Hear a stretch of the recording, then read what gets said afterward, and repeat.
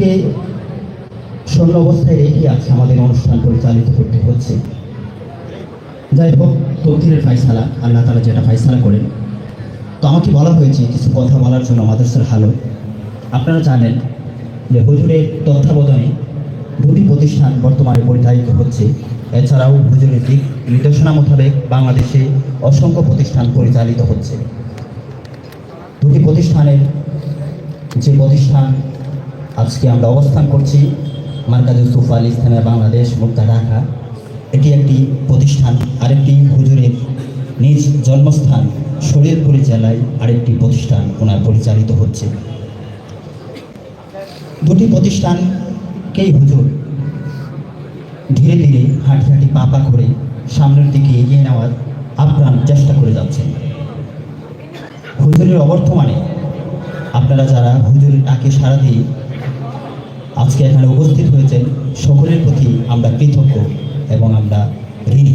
আপনারা আজকে আমাদেরকে যে ভালোবাসা এবং শ্রদ্ধা দেখিয়েছেন তা আমরা কখনো ভুলতে পারব না। আমরা চাই হুজুরের অবর্তমানে সামনের দিনগুলোতেও আপনারা সেই ভালোবাসা অব্যাহত রাখবেন, আমাদের খোঁজখবর রাখবেন। আপনাদের অনুপ্রেরণাই আমাদের অনুপ্রেরণা। আপনারা যদি আমাদের অনুপ্রেরণা দেন, আমরা ইনশাল্লাহ বড় হুজুরের স্বপ্নকে বাস্তবায়ন করার জন্য আজকে সারা বাংলাদেশে বিভিন্ন আনাচে কানাচ থেকে, শুধু বাংলাদেশ নয়, আজকে বিশ্বে বিভিন্ন দেশ থেকে আমাদের অত্র প্রতিষ্ঠানে ছাত্ররা লেখাপড়ার জন্য এসেছে। শুধু ইতালি থেকে আমাদের মাঝে ছাত্র এখানে আছে, শুধু মালয়েশিয়া থেকেও এখানে পড়াশোনার জন্য এসেছে। তো আল্লাহ তাআলা শুকরিয়া যে আল্লাহ তাআলা আমাদেরকে এমন একটি প্রতিষ্ঠানে পড়ানোর এবং পড়ার সৌভাগ্যতা দান করেছেন। এটা আল্লাহ পাকের শুকরিয়া আদায় করছি। তো আমরা সামনের দিনগুলোতেও আমরা যেন দিনের মার্কাজ হিসাবে, বড় হুজুরের একটি স্বপ্ন ছিল যে এটি বিশ্বের বাংলাদেশের একটি দিনে মার্কাজ হবে, যেখান থেকে ইলমি আমলি সর্বত্রই মার্কাজ হিসাবে এই প্রতিষ্ঠানটি দায়িত্ব পালন করবে। ইনশাল্লাহ আমরা সেটার দিকে এগিয়ে যাচ্ছি। আপনারা যদি আমাদেরকে সেই ভালোবাসা দেন, ইনশাল্লাহ আমরা স্বপ্ন বাস্তবায়ন করতে পারব।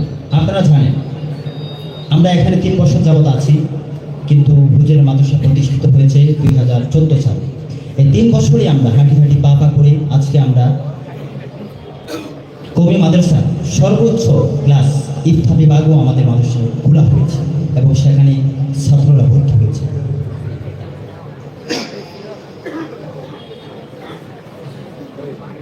তো হুজুর আজকে আমাদের মাঝে রেকর্ড বার্তা পাঠিয়েছেন, সেটাও আমরা ইনশাল্লাহ আপনাদেরকে শোনাবো অল্প কিছুক্ষণ পরেই।